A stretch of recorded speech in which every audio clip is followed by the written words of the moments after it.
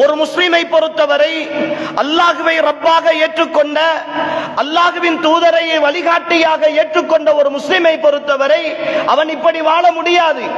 அவனுடைய வாழ்க்கை நாம் அடிக்கடி புரிந்திருக்கிற ஒரு விஷயம், இந்த கொள்கை அல்லாஹுவை ரப்பாக ஏற்று அல்லாஹுவை உயிரை விட மேலாக நேசிக்கிற இந்த கொள்கை, அல்லாஹுவின் தூதரை உயிரை விட மேலாக நேசிக்கிற இந்த கொள்கை, இந்த உலகத்தின் நலவுகளை மட்டும் ஆதரவு வைத்த ஒரு கொள்கை கிடையாது. இதற்கு பின்னால் இருக்கிற மிகப்பெரிய ஒரு லட்சியம் மறுமையினுடைய வெற்றி என்கிற ஒரு விஷயம் இருக்கிறது. ஆனால் இன்றிருக்கிற ஈமானிய சமுதாயம் தன் ஒட்டுமொத்த முயற்சிகளூடாக இந்த உலகத்தை எதிர்பார்ப்பதனுடைய விளைவு சமூக விவகாரங்களில் இருந்து தூரமாகி போயிருக்கிற ஒரு சமுதாயத்தை சந்தித்துக் கொண்டிருக்கிறோம்.